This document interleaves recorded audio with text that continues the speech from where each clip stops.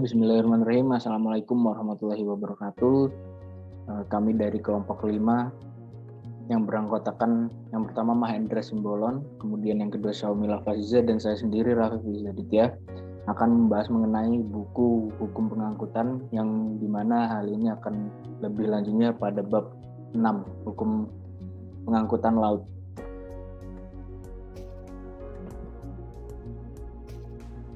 Kemudian untuk sumber hukum pengangkutan laut. Ketentuan hukum yang mengatur pengangkutan laut-laut dapat dibedakan menjadi dua. Yang pertama, pengangkutan laut dalam negeri, dan yang kedua, pengangkutan laut antar negara. Sumber hukum pengangkutan laut nasional dapat berupa perundang-undangan, jurisprudensi, dan hukum kebiasaan atau dalam praktik pelayarannya. Dan sumber hukum yang berbentuk perundang-undangan antara lain adalah buku kedua KUHD yang mengatur tentang hak-hak dan kewajiban yang terbit dari pelayaran. Yang kedua ada Peraturan Pemerintah Nomor 2 Tahun 1969 tentang penyelenggaraan pengusahaan laut.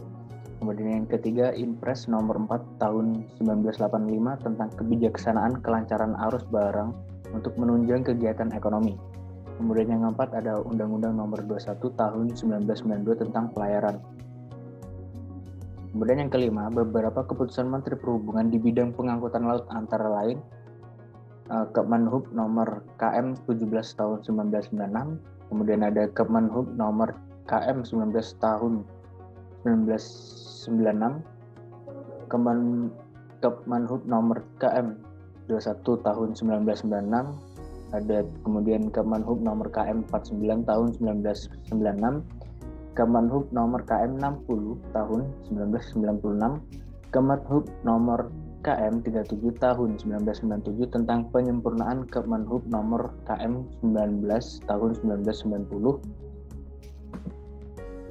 Kemudian Kemenhub nomor KM 31 tahun 1998, Kemenhub nomor KM 34 tahun 1998, Kemenhub nomor KM 35 tahun 1998 tentang penyempurnaan lampiran, Kemenhub nomor 31 tahun 1998. Ada kemudian Kemenhub nomor KM 38 tahun 1998 tentang pengangguhan, berlakunya Kemenhub nomor KM 34 tahun 1998. Kemudian yang keenam, ketentuan hukum yang berupa kebijakan pemerintah yang mengatur regulasi angkutan laut. Nah, sumber-sumber hukum pengangkutan laut internasional pada umumnya berbentuk konvensi-konvensi internasional yang mengatur angkutan laut antar negara. Di antara konvensi internasional yang ada yang perlu mendapat perhatian khusus antara lain adalah yang pertama ada Konvensi Brussels 1924 atau yang biasa dikenal sebagai The Hague Rules. Konvensi Brussels 1924 ini dalam prakteknya berlaku terhadap angkutan barang melalui laut, di mana untuk angkutan barang tersebut digunakan konvensi. Hal yang paling penting dalam konvensi ini adalah mengenai pengangkutan barang yang sehubungan dengan penetapan tenggang waktu tanggung jawab sejak barang dimuat sampai dengan barang tersebut dibongkar. Indonesia tidak meratifikasi konvensi ini sehingga yang berlaku adalah buku kedua KUHD. Walaupun begitu, perusahaan pelayaran Indonesia yang melakukan pelayaran ke dan dari luar negeri menggunakan konvensi ini dengan maksud untuk memudahkan dan memperlancar hubungan niaga dengan negara-negara lain. Kemudian konvensi yang kedua ada Konvensi Hamburg 1978 atau biasa yang dikenal adalah The Hamburg Rules. Konvensi ini dimaksudkan untuk menggantikan The Hague Rules. Indonesia ikut meratifikasi dan telah menandatanganinya pada 31 Maret 1978. Konvensi Hamburg ini dapat memenuhi kebutuhan dan sesuai dengan keadaan, terutama dilihat dari segi kepentingan negara-negara pemilik barang-barang yang juga dilihat dari segi perkembangan industri dan perkembangan teknologi. Perbedaan prinsip antara The Hague Rules 1924 dengan The Hamburg Rules adalah terkait tanggung jawab pengangkut dalam pengangkutan laut-laut. Di dalam The Hamburg Rules antara lain dimuat tentang yang pertama ada pertanggungjawaban pengangkut yang didasarkan prinsip presumption of neglect. Asas hukum ini mempunyai kewajiban atau beban pembuktian diletakkan kepada pihak pengangkut. Kemudian jangka waktu tanggung jawab pengangkut ini dimulai dari penguasaan barang di pelabuhan muat selama berlangsungnya pengangkutan sampai dengan pelabuhan bongkar. Yang ketiga ada pengangkut bertanggung jawab terhadap kehilangan, kerusakan barang atau kekaran terlambat. Kemudian di sini ada beberapa pengertian di dalam Undang-Undang Pelayaran, yaitu yang pertama, pelayaran adalah segala sesuatu yang berkaitan dengan angkutan di perairan, ke pelabuhan, serta keamanan dan keselamatannya. Kemudian yang kedua ada kapal adalah kendaraan air dengan bentuk dan jenis apapun yang digerakkan dengan tenaga mekanik, tenaga anginan, atau ditunda, termasuk kendaraan yang berdaya dukung dinamis, kendaraan di permukaan air, serta alat tampung dan bangunan terapung yang tidak berpindah-pindah. Kemudian perairan Indonesia adalah perairan yang meliputi laut, wilayah perairan kepulauan, perairan pedalaman sebagaimana yang dimaksud dalam Undang-Undang Nomor 4 PRP tahun 1960 tentang perairan Indonesia, Junto Undang-Undang Nomor 17 tahun 1985 tentang pengesahan United Nations Convention on the Law of the Sea, atau yang biasa dikenal sebagai Konvensi PBB tentang hukum laut, serta perairan darat. Kemudian pelabuhan adalah tempat yang terdiri dari daratan dan perairan di sekitarnya dengan batas-batas tertentu sebagai tempat kegiatan pemerintahan dan kegiatan ekonomi yang dipergunakan sebagai tempat kapal bersandar, berlabuh, naik turun penumpang dan atau bongkar muat barang yang dilengkapi dengan fasilitas keselamatan, pelayaran dan kegiatan penunjang pelabuhan. Kemudian ada alur pelayaran adalah bagian dari perairan yang alami maupun buatan yang dari segi kedalaman, lebar, dan hambatan pelayaran lainnya dianggap aman untuk berlayar. Kemudian ada sarana bantu navigasi pelayaran, yaitu sarana yang dibangun atau terbentuk secara alami yang berada di luar kapal yang berfungsi membantu navigator dalam menentukan posisi dan atau haluan kapal serta memberi tahu terkait bahaya rintangan dalam berlayar demi keselamatan bersama. Kemudian telekomunikasi pelayaran adalah setiap pemancaran, pengiriman, atau penerimaan tiap jenis tanda, gambar, suara, dan informasi dalam bentuk apapun yang dikirimkan melalui sistem. Pekerjaan bawah air adalah pekerjaan yang berhubungan dengan instalasi, konstruksi, atau kapal yang diletakkan di bawah air. Kemudian kerangka kapal adalah setiap kapal yang tenggelam atau kandas atau terdampar dan telah ditinggalkan. Kemudian kelaik lautan kapal adalah keadaan kapal yang memenuhi persyaratan keselamatan kapal, pencegahan penyamaran perairan dari kapal, pengawakan, pemuatan kesehatan dan kesejahteraan awak kapal, serta penumpang dan status hukum kapal untuk berlayar. Kemudian awak kapal adalah orang yang bekerja atau dipekerjakan di atas kapal. Kemudian nahkoda adalah salah satu awak kapal yang menjadi pimpinan umum di atas kapal. Pemimpin kapal adalah salah seorang dari awak kapal yang menjadi pimpinan umum, di mana memiliki tugas pokok dan fungsi yang berbeda dari nahkoda. Kemudian anak buah kapal adalah awak kapal selain nahkoda dan pemimpin kapal. Kemudian ada asas dan tujuan. Dalam pasal 2 Undang-Undang Pelayaran disebutkan bahwa pelayaran diselenggarakan berdasarkan asas manfaat, usaha bersama, dan pengiriman atau kekeluargaan adalah adil dan merata, keseimbangan, kepentingan umum, keterpaduan, kesadaran hukum, dan percaya pada diri sendiri.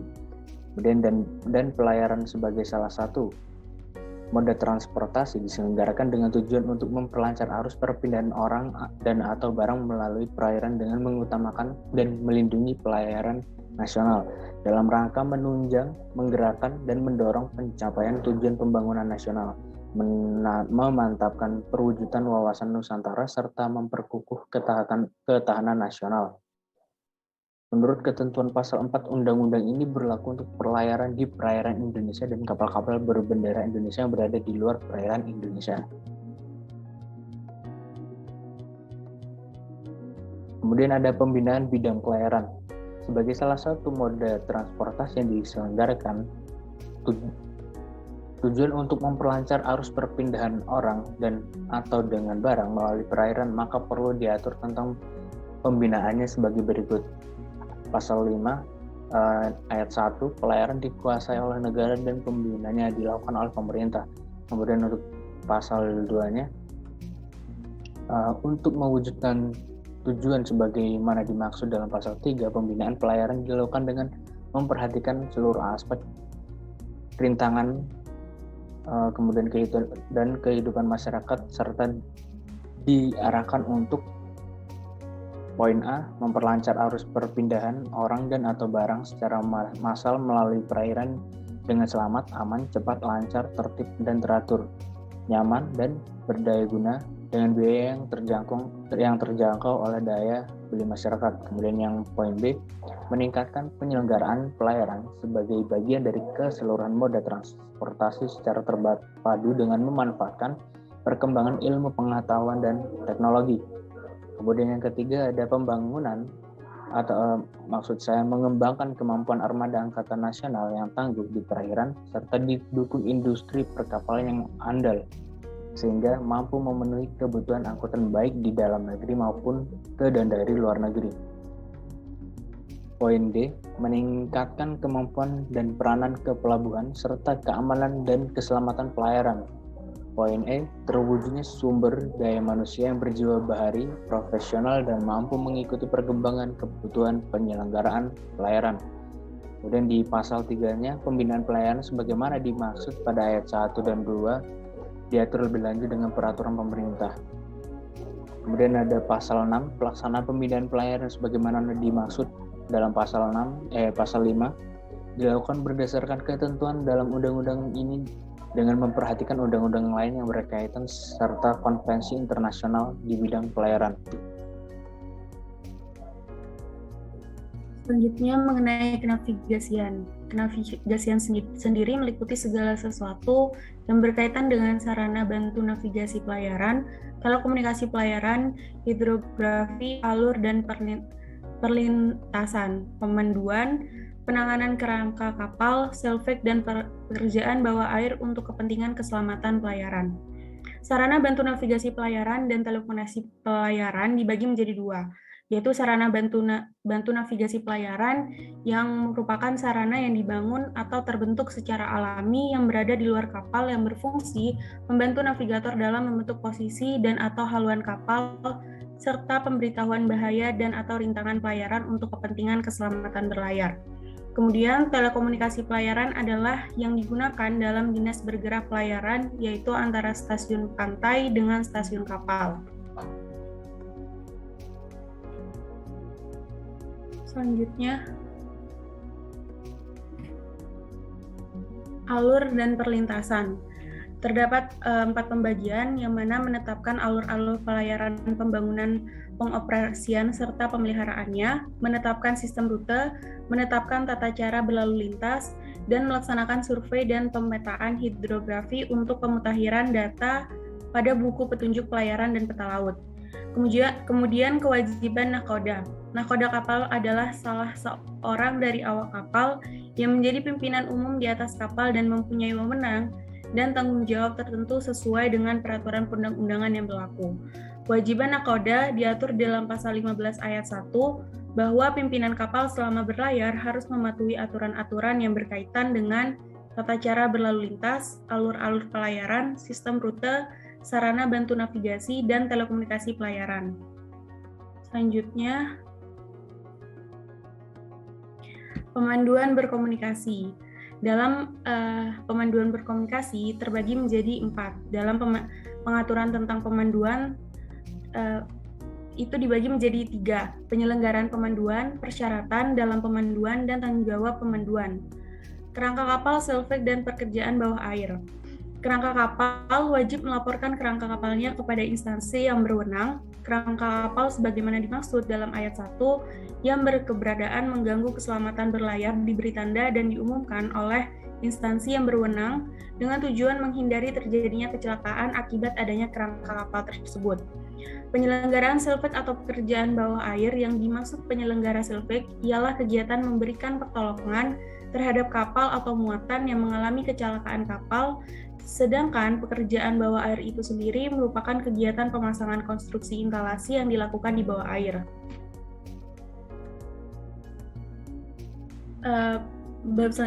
Materi selanjutnya adalah kepelabuhan. Kepelabuhan meliputi segala sesuatu yang berkaitan dengan kegiatan penyelenggara pelabuhan dan kegiatan lainnya dalam melaksanakan fungsi pelabuhan untuk menunjang kelancaran, keamanan, dan ketertiban arus lalu lintas kapal penumpang dan barang keselamatan berlayar, serta tempat pemindahan intra atau antamoda. Dalam pasal 21 ayat 1 Undang-Undang Pelayaran Penyelenggara Pelabuhan tersebut dilaksanakan secara terkoordinasi antara kegiatan pemerintah dan kegiatan pelayanan jasa di pelabuhan untuk menjamin kelancaran berbagai kegiatan di pelabuhan tersebut. Jenis pelabuhan menurut ketentuan pasal 22 Undang-Undang Pelayaran terbagi menjadi dua macam, yaitu pelabuhan khusus dan pelabuhan umum. Penetapan lokasi. Untuk penetapan lokasi, bahwa penggunaan bagian tertentu daerah daratan dan perairan wajib memenuhi persyaratan berlaku baik pelabuhan umum maupun khusus. Untuk itu, dalam penetapan persyaratan harus dipertimbangkan tata ruang, pertumbuhan ekonomi, kelestarian lingkungan, keamanan, dan keselamatan pelayaran. Dalam pelabuhan umum dan khusus, diatur dalam bab 6 bagian keempat dari Undang-Undang Nomor 21 Tahun 1992 tentang pelayaran, yakni mulai pasal 24 sampai 28 dan pasal 29 sampai 30 Undang-Undang Pelayaran. Pelabuhan yang terbuka bagi luar negeri. Dalam pasal 31 Undang-Undang Pelayaran disebutkan bahwa untuk menunjang kelancaran perdagangan kegiatan lalu lintas barang dan jasa atau penumpang ke Indonesia, penetapan pelabuhan ini adalah berdasarkan pertimbangan pertumbuhan ekonomi daerah, kepentingan pengembangan kemampuan angkutan laut nasional, pengembangan ekonomi nasional, serta kepentingan nasional lainnya seperti pertahanan dan keamanan nasional.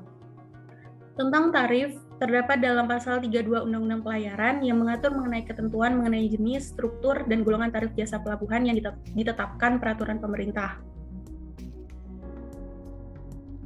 Tanggung jawab di pelabuhan. Terdapat dalam pasal 33 Undang-Undang Pelayaran, setiap orang dan atau badan usaha yang melaksanakan kegiatan di pelabuhan umum bertanggung jawab untuk mengganti kerugian atas setiap kerusakan pada bangunan dan atau fasilitas pelabuhan yang diakibatkan oleh kegiatannya.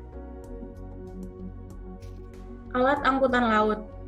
Pengertian kapal laut dapat dijumpai di dalam KUHD maupun dalam perundang-undangan di luar KUHD. Pasal 309 KUHD menyatakan kapal adalah semua perahu atau bahtera dengan nama apapun dan dari macam atau sifat apapun. Pasal ini ditafsirkan secara luas sehingga apa saja yang dapat berlayar dianggap sebagai kapal. Selanjutnya, mengenai pengertian perkapalan dapat kita dalami dalam Peraturan Pemerintah Nomor 51 Tahun 2002 tentang perkapalan. Sedangkan pengertian kapal laut adalah semua kapal yang dipakai untuk pelayaran di laut atau yang diperuntukkan untuk kita sebagaimana diatur di dalam pasal 310 KUHP dagang titik. Jadi dalam hal ini lebih dilihat pada penggunaannya atau kemanfaatannya atau tujuan dari pemakaian kapal tersebut. Sedangkan menurut Undang-Undang Nomor 21 Tahun 1992 tentang pelayaran yang dimaksud dengan kapal dirumuskan sebagaimana dalam pasal 1 butir 2, yaitu kapal adalah kendaraan air dengan bentuk dan jenis apapun yang digerakkan dengan tenaga mekanik, tenaga angin atau ditunda, termasuk kendaraan daya dukung dinamis kendaraan di bawah permukaan air, serta alat apung dan bangunan terapung yang tidak berpindah-pindah.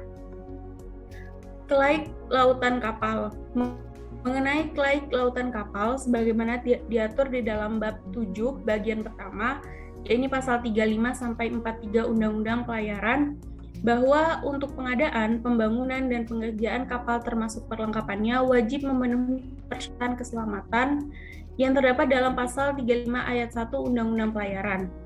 Kemudian, pengadaan kapal adalah kegiatan memasukkan kapal dari luar negeri, baik kapal bekas maupun kapal bangunan baru untuk didaftarkan dalam daftar kapal Indonesia. Dan pembangunan kapal adalah pembuatan kapal baru di dalam negeri maupun luar negeri yang berlangsung berbendera Indonesia. Penelitian kapal merupakan tahapan pengerjaan dan kegiatan pada saat dilakukan perombakan, perbaikan, dan perawatan kapal.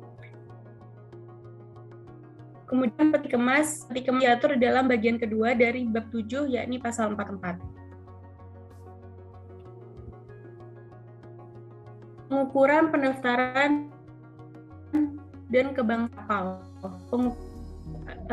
Menjadi itu pengukuran pendaftaran kapal yang terdapat di pasal 46 dan kebangsaan kapal.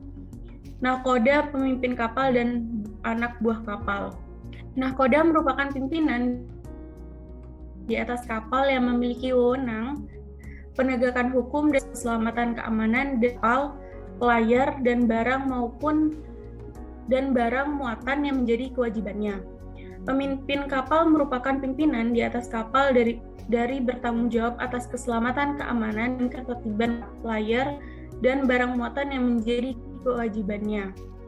Nahkoda atau pemimpin kapal wajib memenuhi persyaratan pendidikan dan pelatihan kemampuan keterampilan, serta kesehatan titik lebih lanjut tentang nahkoda dan pemimpin kapal akan diatur dengan peraturan pemerintah. Pasal yang mengatur tentang nahkoda atau pemimpin kapal dan anak buah kapal berbendera Indonesia harus warga negara Indonesia. Penghancuran terhadap ketentuan ini dapat diberikan atas izin pemerintah yang selanjutnya diatur dengan peraturan pemerintah. Selanjutnya, jenis angkutan lewat laut. Yang pertama, usaha angkutan. Mengenai usaha angkutan diatur dalam bab 9 bagian pertama dari pasal 69 sampai 70. Kemudian usaha penunjang angkutan. Usaha penunjang angkutan adalah usaha yang bersifat menunjang kelancaran proses perpindahan barang dari pengiriman ke penerimaan barang antara lain muatan kapal, bongkar muat angkutan bandar, dan lain sebagainya sesuai. Kemudian yang kedua, jenis angkutan lewat laut. Pengangkutan laut dalam negeri. Pada pokoknya, pengangkutan laut dalam negeri dilakukan oleh usaha pelayaran nasional yang berbendera Indonesia. Kemudian pengangkutan laut luar negeri dari dan ke luar negeri dapat diselenggarakan oleh perusahaan pelayaran berbadan hukum Indonesia maupun perusahaan pelayaran asing. Angkutan sungai, danau, dan angkutan penyeberangan di dalam negeri dilakukan dengan menggunakan kapal bendera Indonesia. Penyelenggaraan angkutan sungai dan danau dan angkutan penyeberangan antara negara Republik Indonesia dengan negara asing dilakukan berdasarkan perjanjian antara pemerintah negara Republik Indonesia dan pemerintah negara asing yang bersangkutan. Kemudian pelayanan angkutan untuk penyandang cacat dan barang khusus atau barang berbahaya. Bagi penyandang cacat dan orang sakit berhak memperoleh pelayanan berupa perlakuan khusus dalam angkutan di perairan. Untuk barang khusus dan barang berbahaya terdapat dalam pasal 87. Untuk pengangkutan barang khusus dan barang berbahaya wajib memenuhi persyaratan. Selanjutnya, kecelakaan kapal, pencarian dan pertolongan. Tentang kecelakaan kapal. Mengenai kecelakaan kapal dan pencarian pertolongan sebagaimana telah diatur dalam bab 10 pasal 88 sampai dengan pasal 94 seperti berikut. Bahwa nahkoda atau pemimpin kapal bertanggung jawab atas kecelakaan kapal kecuali dapat dibuktikan dengan lain. Yang B, tentang pencarian dan pertolongan. Pemerintah bertanggung jawab melaksanakan pencarian dan pertolongan terhadap setiap orang yang mengalami musibah di perairan Indonesia. Pencairan dan pertolongan yang dilakukan pemerintah yaitu segala daya dan upaya yang dapat diusahakan untuk menyelamatkan jiwa manusia di perairan Indonesia. Selanjutnya, tanggung jawab pengangkutan. Jadi, pertama, perjanjian pengangkutan lewat laut. Di dalam pengangkutan orang, penumpang lewat laut pada prinsipnya sama dengan pengangkutan pada umumnya. Oleh karena itu, pengangkutan penumpang tidak diuraikan lebih lanjut. Yang perlu mendapatkan fokus perhatian adalah pengangkutan barang. Poin yang ke B, tanggung jawab. Pengangkut dari kewajiban pengangkut di atas menimbulkan tanggung jawab, khususnya jika timbul kerugian atas barang yang diangkut dalam jangka waktu pengangkutan. Pada asasnya, pertanggungjawaban pengangkut dimulai pada saat barang angkut di bawah penguasaannya, yaitu di pelabuhan pemuatan, selama pengangkutan dan berakhir di pelabuhan pembongkaran. Selanjutnya, surat angkutan atau dimaksud dengan konosemen. Dalam bidang pengangkutan laut, surat angkutan merupakan surat bertanggal yang berisi bahwa pengangkut telah menerima barang dan dari pengirim untuk diangkut ke tujuan tertentu dan menyerahkan kepada penerima. Dalam pasal 506 KUHD, surat angkutan dapat disebut dengan surat muatan. Konosemen dan bill of lading berdasarkan cara penyerahannya, konosemen dapat dibedakan menjadi 3 bagian, yaitu Yang pertama, konosemen atas nama, yang kedua konosemen atas pengganti, yang ketiga konosemen atas bawah. Selanjutnya, ekspedisi muatan kapal laut, biasa juga disingkat dengan EMKL, berdasarkan PP nomor 17 tahun 1988 tentang penyelenggara dan penguasaan angkutan laut, antara lain berisi bahwa usaha ekspedisi muatan kapal laut adalah kegiatan usaha mengurus dokumen dan melaksanakan pekerjaan yang menyangkut penerima dan penyerahan muatan yang diangkut melalui lautan untuk diserahkan kepada atau diterima dari perusahaan pelayaran bagi kepentingan pemilik barang. Pada PP nomor 82 tahun 1999 tentang angkutan perairan, bahwa usaha ekspedisi muatan kapal laut adalah kegiatan usaha mengurus dokumen dan melaksanakan pekerjaan yang menyangkut penerimaan dan penyerahan muatan yang diangkut melalui laut. Mungkin itu saja.